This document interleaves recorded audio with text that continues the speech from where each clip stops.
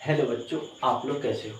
हमें उम्मीद है कि आप लोग बहुत अच्छे होंगे और बेहतर होंगे। आज की क्लास में हम लोग प्रत्यावर्ती धारा का औसत माध्यमान तथा उसका वर्ग हम निकालने वाले हैं कि आखिर ये प्रत्यावर्ती धारा का औसत माध्यमान कैसे निकाला जाता है। हम लोगों ने पिछले क्लास में ये पढ़ लिया था कि प्रत्यावर्ती धारा क्या है, ठीक है, और उसका हमने समीकरण निकाला था। आज इस क्लास में हम लोग ये कोशिश करने वाले हैं कि प्रत्यावर्ती धारा का औसत मान कैसे निकाला जाता है। तो आइए हम थोड़ा सा देख लेते हैं कि आप लोगों के पास आवाज़ पहुंच रहा है कि ना। हमको लग रहा है प्रॉपर आवाज़ आप लोगों के पास जा रहा है। आवाज़ में किसी प्रकार की दिक्कत तो नहीं है। तो चलिए हम शुरू करते हैं। आपको प्रत्यावर्ती धारा का औसत मान क्या निकालना है। देखो बच्चों, ये 9 बजे रात हो चुकी है। आप क्या करो, दिन और रात को कुछ मत समझे, बस मेहनत करते रहो, क्योंकि मेहनत एक दिन जरूर रंग लेकर आती है। आइए इसी के साथ हम लोग शुरू करते हैं। प्रत्यावर्ती धारा का औसत मान कैसे निकाला जाता है। आप लोग स्टार मार्क कीजिएगा और लिखिएगा प्रत्यावर्ती धारा का माध्य मान या औसत मान, इसको हम लोग बोलते हैं एवरेज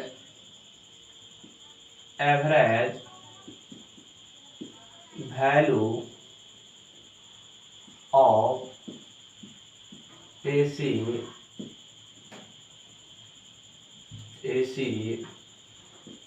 करेंट। ठीक है, हम क्या पढ़ने वाले हैं कि प्रत्यावर्ती धारा का माध्य मान या औसत मान क्या होता है। आइए हम देखते हैं।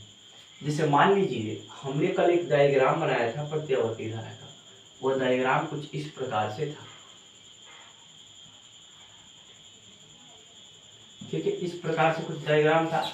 तो इसमें हमने आपसे ये कहा था कि प्रत्यावर्ती धारा वह होती है जिसका मान क्या होता है, समय के साथ बदलते रहता है। जैसे मान लीजिए समय जैसे बढ़ रहा है, यहाँ पर आपको क्या होगा, मैक्सिमम धारा प्राप्त होगा, और यहाँ पर क्या होगा, प्रत्यावर्ती धारा का मिनिमम वैल्यू प्राप्त होता है। इसमें धारा कौन सी प्रवाहित होती है, प्रत्यावर्ती धारा I equal to I0 sine omega T. आपका क्या होगा, इसमें धारा प्रवाहित होगा। अगर मान लेते हैं इसमें आपको पूरे जो है आवर्त जो लग रहा है, समय लग रहा है, वह T लग रहा है, तो आधे अर्ध चक्र में समय कितना लगेगा, आधा लगेगा। तो कितना हो जाएगा, T/2। हमने कहाँ से चलना शुरू किया है, 0 से स्टार्ट किया है। तो हम औसत मान निकालने क्या करते हैं, पहले ये छोटे समय में निकाल लेते हैं dt में। ये छोटे समय में निकालने के बाद dt में हम क्या करेंगे, 0 से लेकर T/2 तक जोड़ देंगे, तो हमें क्या निकल जाएगा, प्रत्यावर्ती धारा का औसत मान पता चल जाएगा। तो आखिर किसी भी ये प्रत्यावर्ती धारा है, अगर हम कहें तो एक पूर्ण चक्र में, एक ये पूरे चक्र में प्रत्यावर्ती धारा का औसत मान 0 होता है। अब क्यों होता है, क्योंकि इसमें आधा जो है धनात्मक अर्ध चक्र होता है तथा आधा चक्र इसका ऋणात्मक चक्र होता है, जिसमें परिमाण क्या होते हैं, बराबर होते हैं।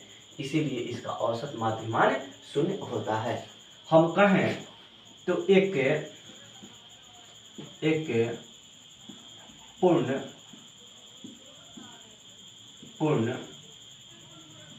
चक्र में प्रत्यावर्ती धारा का औसत मान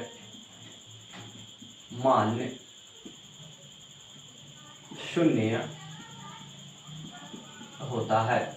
ठीक है बच्चों, कि एक पूर्ण चक्र में प्रत्यावर्ती धारा का औसत मान 0 होता है।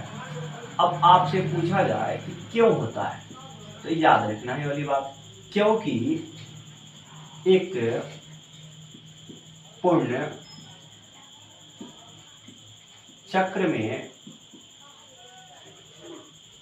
धनात्मक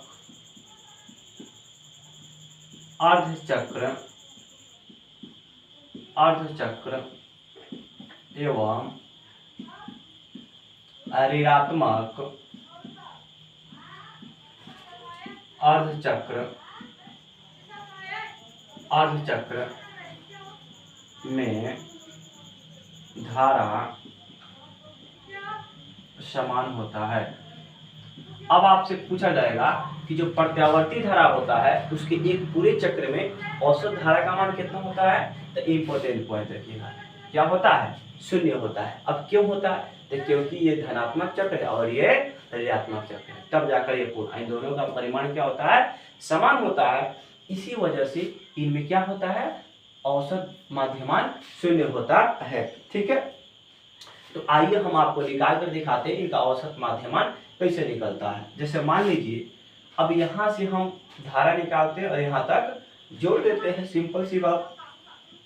तो इसका औसत माध्यमान निकालने के लिए हम क्या करते हैं, 0 से लेकर t/2, 0 से लेकर हाफ अर्ध चक्र लेते हैं धनात्मक 0 से t, और किसको जोड़ते हैं, इसमें कौन सी धारा प्रभावित हुई, i तथा समय जो है वो क्या है, 0 से t/2, समय क्या लग रहा है आपको, dt लग रहा है। तब देखिएगा बच्चों, अब इसका हो जाएगा तो इसमें हम क्या रख सकते हैं, आपको 0 से t/2, ये इसको बड़ा बड़ा लिखते हैं थोड़ा सा आपको समझ में, ठीक है। तो चलिए im बराबर हम लिख सकते हैं कि 0 से t/2, अब i, तो i का मान क्या है, I0 sin omega t by, तो बाई में हम क्या देखते हैं कि इसका है 0 से t/2 dt। अगर समाकलन हम देखें तो आप लोग जानते हो बच्चों कि इसमें कॉन्स्टेंट वैल्यू I0 है, तो I0 बाहर निकल जाएगा। साइन का क्या होता है, माइनस कॉस ओमेगा t, और ओमेगा का क्या हो जाएगा, बाई ओमेगा। इसका लिमिट कितना है, 0 से लेकर t/2 बाई, ये कितना है, आ जाएगा, तो इसका इंटीग्रेशन t हो जाएगा, t/2 और 0। तब आप लोग देखना बच्चों, यहाँ पर आपको हम बनाते हैं हम, तब देखिएगा क्या होगा यहाँ का वैल्यू। तब देखिएगा आप लोग जरा ध्यान से, माइनस यहाँ पर लिखते हैं आपको im बराबर माइनस I0 इंटू ओमेगा। अब यहाँ का वैल्यू रखेंगे तो ये क्या हो जाएगा, t/2 माइनस 0, तो t/2 ही होगा, तो नीचे में क्या हो जाएगा, t/2। अब ऊपर क्या होगा, ऊपर वाली फंक्शन रखते हैं, तो cos t रखेंगे तो यहाँ पर हो जाएगा cos ओमेगा t/2 और माइनस cos 0, तो cos 0 का मान 1, तो माइनस 1 आपके ये फंक्शन बचेंगे। तब देखना, तब हम लोग जानते क्या हैं, तो आप लोग जानते हो कि आवर्तकाल जब पढ़ते हो तो ओमेगा बराबर होता है आपका 2π/t, थीटा बटा ओमेगा होता है आवर्तकाल, तो आवर्तकाल क्या होगा, 2π/t। तो यहाँ पर हम क्या करते हैं, इसकी वैल्यू पुट कर देते हैं, m बराबर माइनस I0, अब ओमेगा का 2π/t, आइए क्या हो जाएगा, 2/t, ठीक है। चलिए अब यहाँ पर हम देखते हैं, तो यहाँ पर फंक्शन हो जाएगा, ओमेगा के जगह पर हम रख देंगे 2π/t इंटू t/2, माइनस 1 है तो 1, तो देखिए 2 से 2 कैंसिल, t से t कैंसिल, ठीक है, यहाँ t से t कैंसिल, 2 से 2 कैंसिल, तो बचा क्या, im बराबर माइनस I/π, ठीक है। और यहाँ पर बचा आपको cos, कितना बचा लगभग में, cos आपको 180, तो cos 180 माइनस 1 और माइनस, तब देखिएगा बच्चों, तो माइनस और माइनस प्लस कितना हो जाएगा, 2π/I0 आपको क्या आएगा, इसका माध्यमान निकालने का फॉर्मूला आ रहा है। ये अब कैसे निकाल सकते हैं कि 2π/0, अब पाई के वैल्यू जब रखेंगे, इसको डिवाइड करेंगे तो ये आपको डायरेक्टली फंक्शंस में आ जाते हैं, ये आ जाता है आपको 0.637 I0, ठीक है।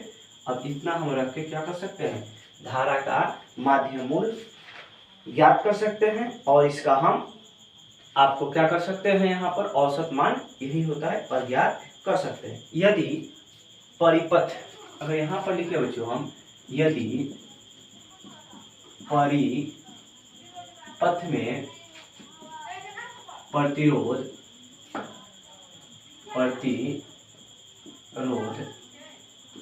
R हो तो क्या होगा, जब R होगा तो इसको हम क्या लिख सकते हैं, I और R। अब वो आपका जो है वो लिखा है बच्चों मेरे, यहाँ से हम R से क्रॉस करा देते हैं तो R, तो ठीक है। तो यहाँ पर आपको क्या हो जाएगा, I, यहाँ पर वैल्यू आप देख लीजिए 0.637, अब I है तो I की जगह पर हम क्या लिख सकते हैं, यहाँ पर I गुणे R। तब क्या होगा, ये भी रूपांतर का माध्यम 0.637 और भी 0 के आपके क्या हो जाएगा, बराबर हो जाएगा। तो यहाँ विभवांतर के माध्य मान भी आप क्या कर सकते हो, ज्ञात कर सकते हो। क्लियर समझ में आया होगा। तो आप लोग इस सिंपल में देख लीजिए कि प्रत्यावर्ती धारा का माध्य मान या औसत मान क्या होता है, ठीक है ना। तो average value of AC current, तो हम इसमें ने क्या किया, एक पूर्ण चक्र में यहाँ पर हमने एक डायग्राम बनाया। तो आप जानते हैं कि प्रत्यावर्ती धारा हम किसको कहते हैं, जिसका मान समय के साथ बदलता हो उसी को क्या कहते हैं, प्रत्यावर्ती धारा कहते हैं। तो देखना वो हम क्या किया हो कि यहाँ पर ये डायग्राम है, समय के साथ बदल रहा है, तो एक बार यहाँ से यहाँ तक हम माध्यमान निकालने की कोशिश करते हैं।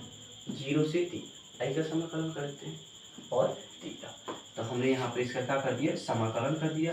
तो आप देखियो आई, तो आई का वैल्यू क्या है, I0 sin ओमेगा टी, तो हमने यहाँ पर रखा I0 sin ओमेगा टी।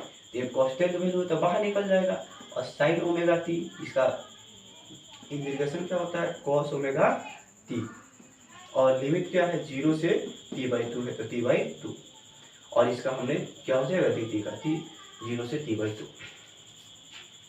तो यहाँ पर देखिएगा हमने क्या किया कि जो ये ओमेगा है इसका मान कितना होता है आपका, तो ओमेगा बराबर होता है 2π/t।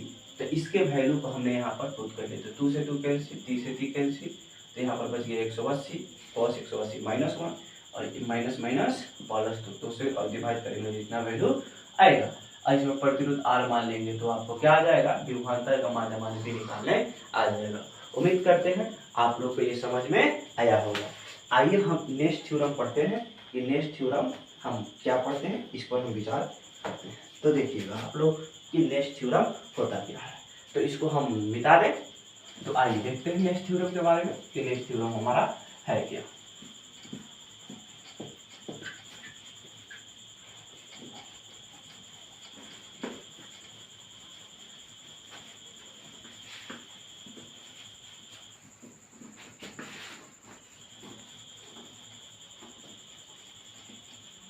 चलिए अब हम नेक्स्ट थ्योरम जो है आपको अगले क्लास में सिखाएंगे, इसलिए आप बने रहिए हमारे साथ।